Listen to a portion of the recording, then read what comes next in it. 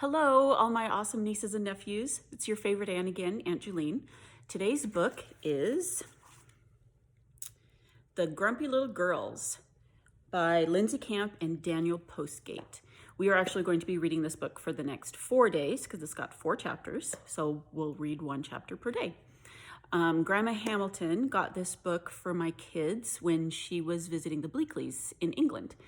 And it's got all sorts of fun British words and phrases. And so because of that, I used to read it to my kids in an English accent. But since we have the Bleakleys in our family who are actually English, I am not going to embarrass myself by attempting an English accent while reading this book. So the first chapter is called The Grumpy Little Girls and the Princess Party. So enjoy. Okay, we're going to start out by introducing the characters in our story. The first character is Maisie, and these are the things that she says about herself. Bestest friend is Lulu. Pets, only the Blob, my baby brother. Favorite game is Let's Pretend. Yummiest food is slimy worms, which is spaghetti, silly. Scariest scary thing is spiders. Eek! And she gets grumpy when Lulu won't play Let's Pretend. All right, then we have Fizz. Real name, Felicity. Yuck. Bestest thing, bouncing on my trampoline. Wants very, very, very, very much to learn to do a proper cartwheel. Hates playing quietly indoors. Gets grumpy when my big brothers sit on me. Ruby. Ruby loves horse riding and karate lessons. Hates piano lessons, snore. Wants very, very, very, very much a pony and pierced ears. But Mom says I've got to wait till I'm 12. Favorite color? Pink, pink, pink. Gets grumpy when Maisie and Lulu and Fizz won't do what I tell them. And then we have Lulu. Bestest friend is Maisie, or Warren, my woodlouse. Pets? 3 cats, 12 fish, 2 guinea pigs, 4 giant Amazonian snails, 1 rabbit, 1 rat, and 1 woodlouse. Wants very, very much a ferret. Yuckiest food, meat. Gets grumpy when Mum makes me clean out my pets' cages. Her supreme loveliness, Princess Zelda Imelda May, was feeling grumpy. It was almost her birthday, and she'd commanded her chief lady-in-waiting to organize a princess party. "Oh, Maisie," said her mum, "wouldn't you rather do something else?" "No," said Princess Zelda Imelda May, "and don't call me Maisie, or I'll have you thrown into my deepest, darkest dungeon." "I know what," said her mum. "We could take Lulu, Ruby, and Fizz to see a film and go for a pizza afterwards."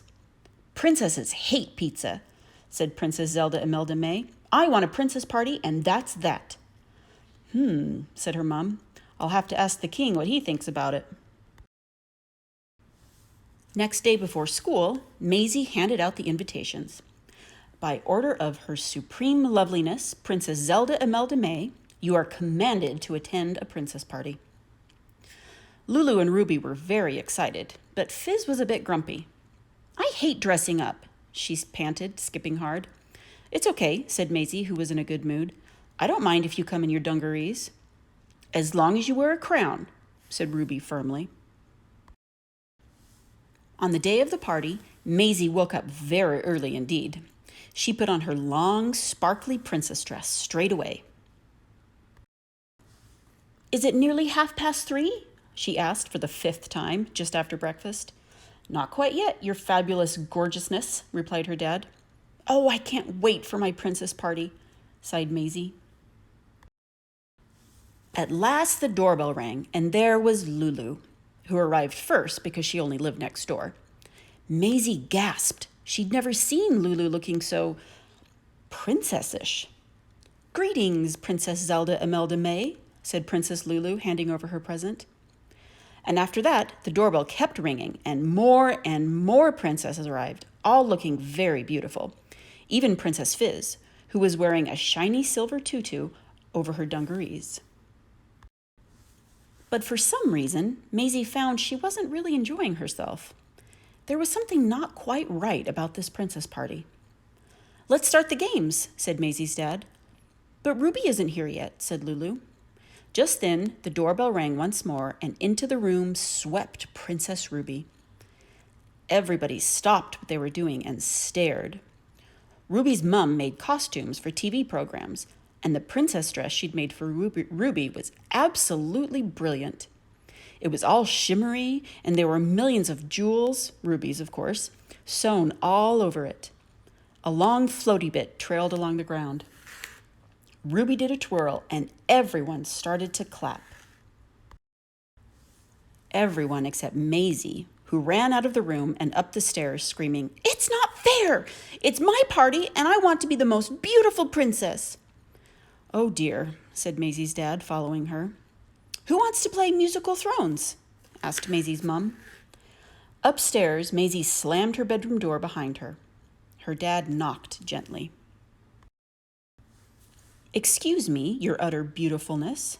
Your loyal subjects are awaiting your majestic presence downstairs." "Go away, not playing. Stupid game," shouted Maisie.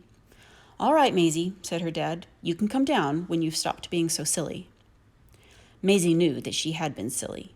Very silly to have a princess party. She should have had a servants and slaves party, and then she would have been the only princess. She lay on her bed, listening to the others shouting and laughing downstairs and feeling very grumpy indeed, until suddenly she heard a scream. It sounded like Lulu. Maisie crept to the top of the stairs to see what was the matter. It was Lulu, holding something small in her hand and howling. "What happened?" asked Maisie, coming downstairs. "Fizz killed Warren!" wailed Lulu. Fizz was looking miserable too, and she'd gone bright red. "It was an accident," explained Maisie's mum. "Fizz was bouncing on the sofa, and she landed on the matchbox with Lulu's pet woodlouse in it." "He's completely squashed," sobbed Lulu. "Poor Warren," said Maisie, forgetting her own grumpiness. And then she had a good idea. "Come upstairs with me, everyone," she said. "We need to get changed." "This isn't a princess party anymore," explained Maisie. "It's a burying Warren party. We're going to bury him in the garden." And so they did. With Lulu behind her, carrying the squashed matchbox, Maisie led everyone out into the garden. "What do we do now?" said Ruby, who was rather grumpy about having to take off her beautiful princess dress. "Shh," said Maisie. "I'm going to say a poem."